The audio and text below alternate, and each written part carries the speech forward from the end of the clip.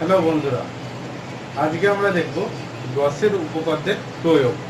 তো আগের ক্লাসে আমরা দেখেছিলাম গসের উপপাদ্য কিভাবে প্রয়োগ করা হয়েছিল, সেটা দেখেছিলাম। কার ক্ষেত্রে? একটা হচ্ছে ঘনগোলক বা সলিড স্ফিয়ারের ক্ষেত্রে, আর একটা ফাঁপা গোলক বা স্ফেরিক্যাল সেলের ক্ষেত্রেও আমরা দেখেছিলাম। আজকে আমরা দেখব একটা ঘন চোখ মানে সলিড সিলিন্ডারের ক্ষেত্রে কি হয় সেটা দেখব। ওকে,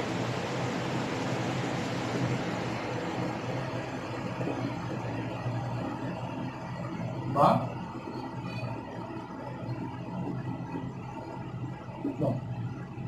তো আমি প্রথমে ধরে নিচ্ছি যে এটা একটা চোঙ, তার চোঙটার দৈর্ঘ্য হচ্ছে এল। ওকে, এবং চোঙটার ব্যাসার্ধ হচ্ছে ক্যাপিটাল আর। চোঙটার ব্যাসার্ধ হচ্ছে ক্যাপিটাল আর। ওকে, এবং চোঙটার একটা মধ্যবর্তী বিন্দুতে এর চার্জ প্লাস কিউ রয়েছে। তাহলে আমি একটা পি পয়েন্ট নিচ্ছি যেটা চোঙটার বাইরে অবস্থিত। সেরকম একটা পি পয়েন্ট, এবং মধ্যবর্তী পয়েন্ট থেকে পি পয়েন্টের দূরত্ব আর। তাহলে এই পি পয়েন্টে চোঙটার জন্য পি পয়েন্টে ইলেকট্রিক ফিল্ড কত হবে সেটা আমরা দেখব।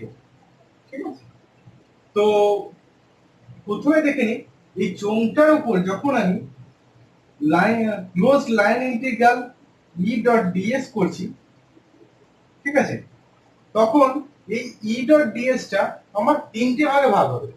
কি কি ভাগে? দেখো, চোঙটার কটা সারফেস রয়েছে বা কটা তল রয়েছে। একটা তল হচ্ছে এই পোরশনটা, এটাকে আমি নাম দিলাম এ। একটা তল হচ্ছে এই পোরশনটা, সেটা হচ্ছে বি। আর একটা তল হচ্ছে এই পোরশনটা, সেটা নাম দিলাম সি। ঠিক আছে, এবার এই যে এ তলে সারফেসটা কোন দিকে? এই দিক বরাবর। আর চার্জটা রেডিয়াস বরাবর কোন দিকে বেরোচ্ছে? আর এর ডাইরেকশন এইদিকে, এইদিকে আর এর ডাইরেকশন। তাহলে এইটা কত কোণের উপরে রয়েছে? কত কোণে আছে? Theta equal to 90 degree. B এর ক্ষেত্রে থিটা কি হচ্ছে? এর ক্ষেত্রে সারফেসের এইদিকে, তাহলে বি এর ক্ষেত্রে থিটা হচ্ছে 0, আর সি এর ক্ষেত্রেও থিটা হচ্ছে 90 ডিগ্রি। তাহলে এখানে আমি যখন করছি ই ডিএস, এর ক্ষেত্রে কত ছিল? 90 ডিগ্রি, তার মানে cos 90 ডিগ্রি। তারপরে এবার বি এর জন্য যে পার্টটা হচ্ছে সেটা কি হচ্ছে?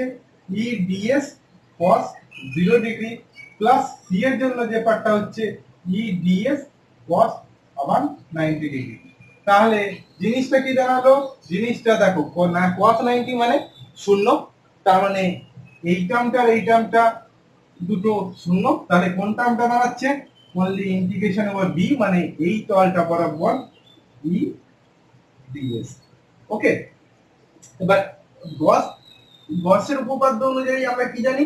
যে closed integral E dot ds equal to কি হয়? টোটাল চার্জ কত আছে? কিউ বাই এপসাইলন নট, এটা।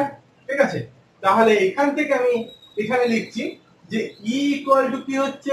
টোটাল এই বি সারফেসটা equal to Q by epsilon not.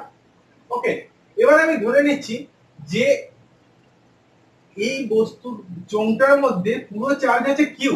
ঠিক আছে, পুরো চার্জ আছে কিউ। তাহলে প্রতি দৈর্ঘ্যে চার্জ কত হবে? প্রতি দৈর্ঘ্যে চার্জটাকে আমি ল্যামডা যদি লিখি, তাহলে lambda equal to Q by L, মানে প্রতি ইউনিট দৈর্ঘ্যে, মানে ইউনিট দৈর্ঘ্যে এর charge Q by L. Okay, তাহলে কিউ ইকুয়াল টু কত হচ্ছে? ল্যামডা ইনটু এল। তাহলে এটাকে লিখতে পারি lambda into L by epsilon not.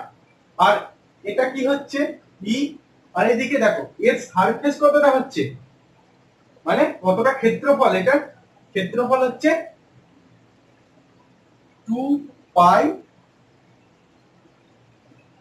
এবার দেখো এক্ষেত্রে আমার কি হচ্ছে? এক্ষেত্রে আরটা এর রেসপেক্টে, পি এর রেসপেক্টে, তার মানে পি এর রেসপেক্টে যে তলটা ঘোষণা করা নেওয়া হচ্ছে, সেই তলটা কত হচ্ছে, তাহলে এইটা আর ইন্টু এল, তাহলে 2 পাই স্মল আর ইন্টু এল, এইটা ইকুয়াল টু এটা, তাহলে ই ইকুয়াল টু কত হচ্ছে, ই ইকুয়াল টু হচ্ছে ল্যামডা বাই এল, এল কেটে যাচ্ছে, তাহলে 2 পাই এপসাইলন নট ইন্টু আর।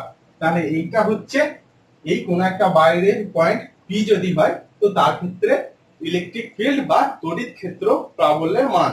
ওকে, এবার যদি পি পয়েন্টটা যদি এর সারফেসে হতো বা এইখানে হতো, ঠিক আছে, তাহলে কি হতো, তাহলে ই ইকুয়াল টু কি হতো সারফেসে হলে, just lambda 2 pi epsilon not, তখন এই 2 পাই ক্যাপিটাল আর হতো ইনটু এল হতো, তাহলে এখানে জাস্ট আর এর জায়গায় ক্যাপিটাল আর হতো ওর ব্যাসার্ধ। ওকে, এবার দেখো এই পি পয়েন্টটা যদি ভেতরে একটা কোনো পয়েন্ট হয়, মানে এইখানে যদি পি পয়েন্ট আসতো, ঠিক আছে, পি প্রাইম লিখছি, এবং এর ডিসটেন্স যদি এক্স হতো, মানে কেন্দ্র থেকে পয়েন্ট চার্জ কিউবের পজিশন থেকে এর ডিসটেন্স দূরত্ব হচ্ছে এক্স, ঠিক আছে, তাহলে সেই ক্ষেত্রে কি করা যেত, তাহলে সেই ক্ষেত্রে কি হতো, যে আমাকে কল্পনা করে নিতে হতো যে এই এই এক্স এক্স ব্যাসার্ধের একটা চোঙ অবস্থিত।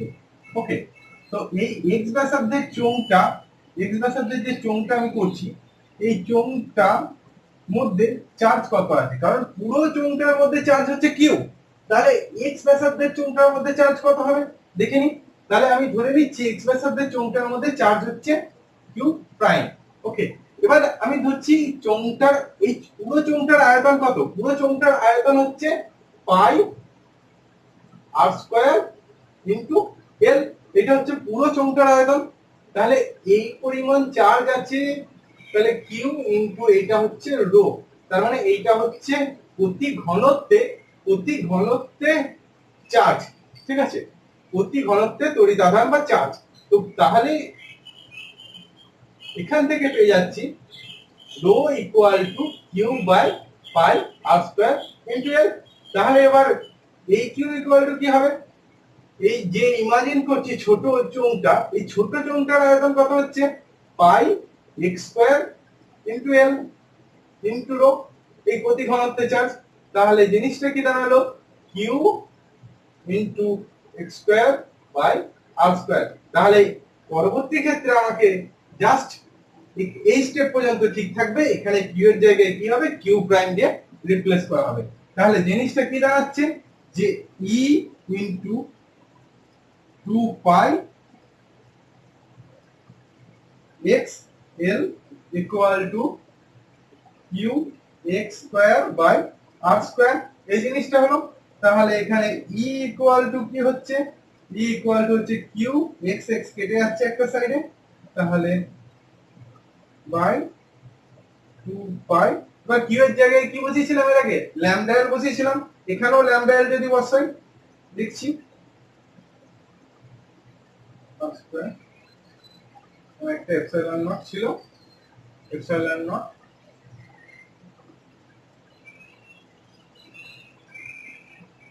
তাহলে এখানেও যদি ল্যামডা এল বসাই, তাহলে কি হচ্ছে lambda x by 2 pi r square into epsilon naught.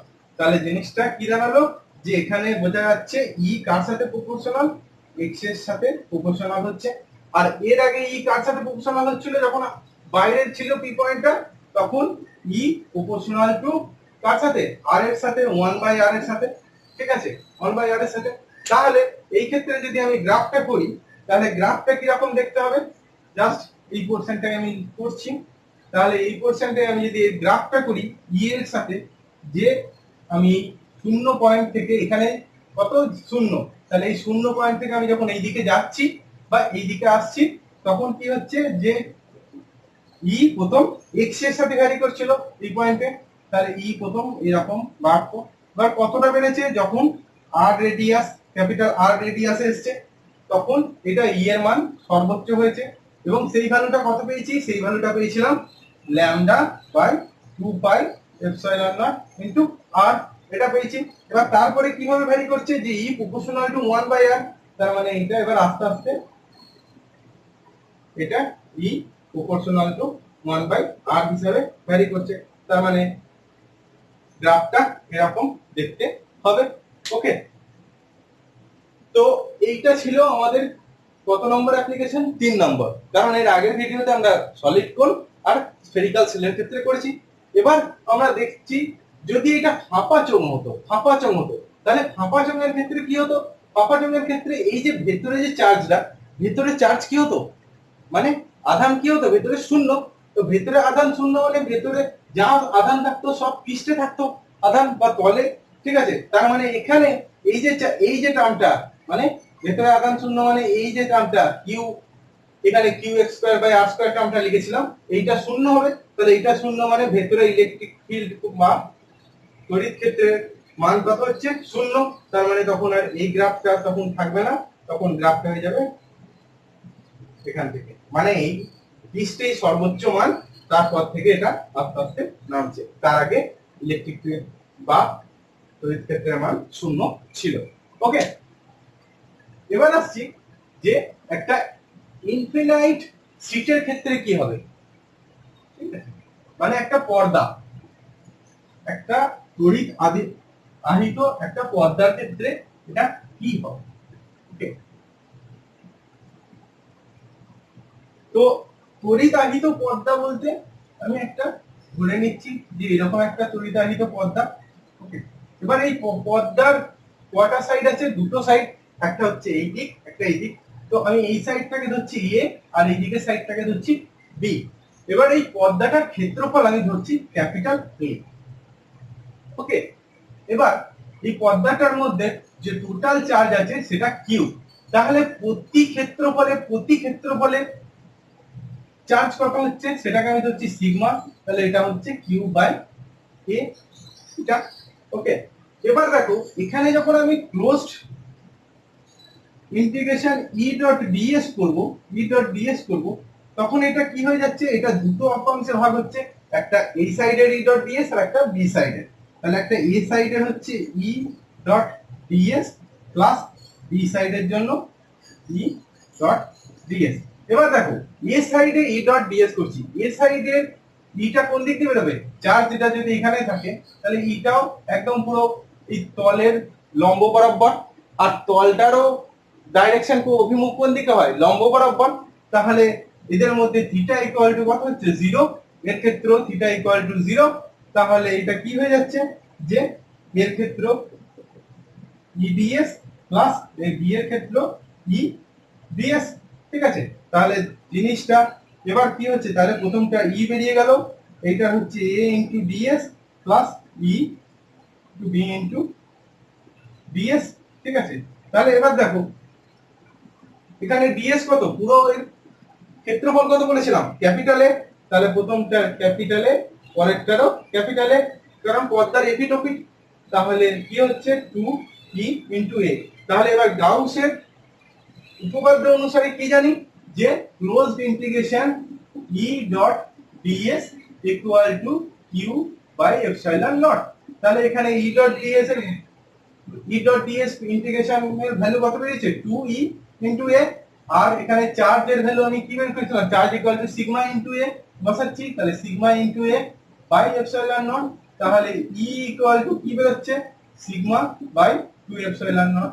তাহলে আমরা কি পেয়ে গেলাম? যে একটা অসীম তড়িতাহিত পর্দার ক্ষেত্রে বা ইনফাইনাইট চার্জ শীটের ক্ষেত্রে আমার ইলেকট্রিক ফিল্ডের মান কি হচ্ছে। ওকে, তাহলে আমরা পরবর্তী ভিডিওতে আরো অনেক কিছু দেখবো। ততক্ষণের জন্য থ্যাংক ইউ।